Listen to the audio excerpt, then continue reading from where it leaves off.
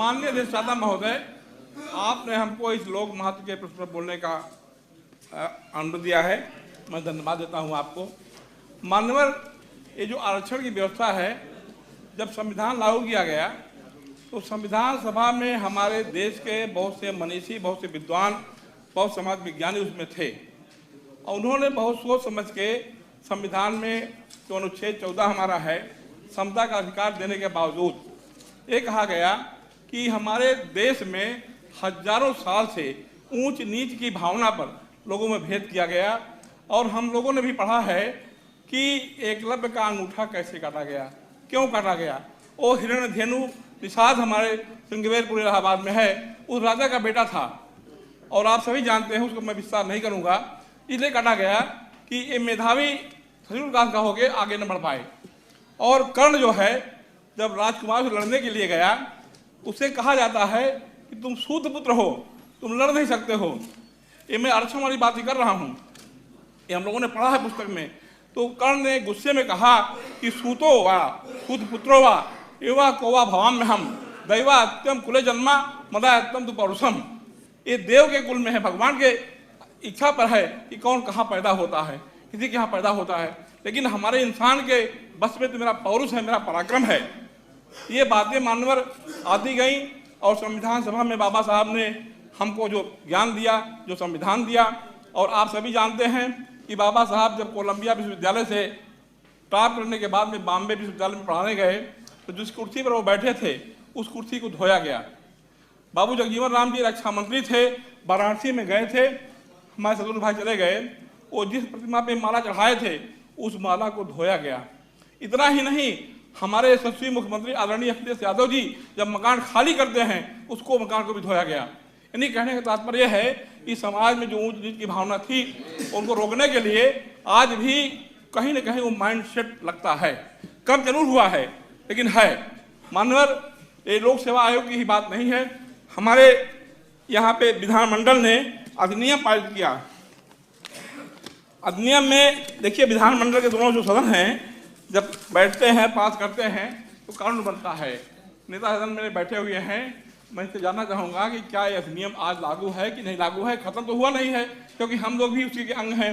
उसमें कहा गया है कि if any person belonging to any of the categories mentioned in subsection 1 get selected on the basis of merit in an open competition with general candidates he shall not be adjusted against the vacancy reserved for the category। यानी कोई भी व्यक्ति जो दौड़ में आगे निकलता है, चाहे जिस कैटेगरी का हो, उसको आना चाहिए। मैंने इसीलिए सुनाया एकलव्य का उदाहरण, कर्ण का उदाहरण, कि जिसको ओपन परीक्षा में आगे नंबर मिलता है, जाता है। मानवा, इन्होंने परत दर परत आरक्षण को कुचला है, एकदम दबा दिया है। मैं आलोचना नहीं कर रहा हूँ, भारतीय जनता पार्टी के माइंडसेट में यह है जो आदिकाल से हमारी व्यवस्था दी आश्रम की, ऊंच नीच की, उस पर कहीं न कहीं काम कर रहे हैं। और मेरे पास कई उदाहरण रखे हैं लेकिन मैं ज़्यादा नहीं कहूँगा। उच्चतर शिक्षा सेवा आयोग, जिसका भी आपने बजट भाषण में भी काफ़ी उल्लेख किया है माननीय नारायण जी ने, विज्ञापन संख्या 47 सहायक प्रोफेसर शिक्षा शास्त्र के 100 पद विज्ञापित हुए, जिसमें सामान्य जो सेलेक्ट हुए हैं 71, 28 इसमें सिलेक्ट हुए हैं कुल, जो को बुलाया गया इनको। इसमें सामान्य का जो कट ऑफ था 410 था और इसमें हमारे जो ओबीसी कट ऑफ था इसमें 105 सामान्य का था और ओबीसी का 127 था। सामान्य का था 132 और सामान्य का 410 था। यानी हर कट ऑफ में बैकवर्ड के 80 के लोग आगे थे। इसके बावजूद उनको उसी कैटेगरी में डाल दिया गया, यानी उनकी मेधा को, उनकी प्रतिभा को नीचे किया गया। इसी प्रकार से 13 पॉइंट रोस्टर आता है और जो वैकेंसी सालों साल से पड़ी थी, इतनी जल्दबाजी की गई कि सबको भर दिया गया और एससी बीसी के जो मेधावी लड़के थे उनको भी मौका नहीं मिला। और अभी आपने देख लिया कि कट ऑफ मेरिट में हमारे लोग ज़्यादा आए, इसके बावजूद लिए नहीं गए, उनको एकलव्य की तरह अंगूठा काट दिया गया।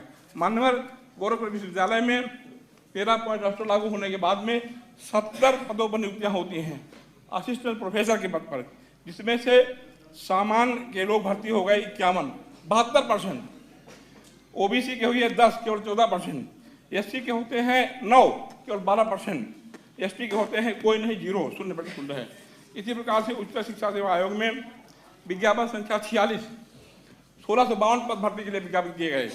विज्ञापन संख्या 47 में 1150 पद भर्ती निकाले गए। उसमें मान्यवर हम एक उदाहरण दे रहे हैं।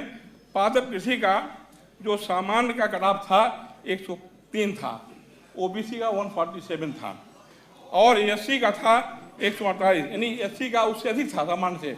एक कई हैं, लंबा करूंगा तो ज़्यादा हो जाएगा, लेकिन मान्यवर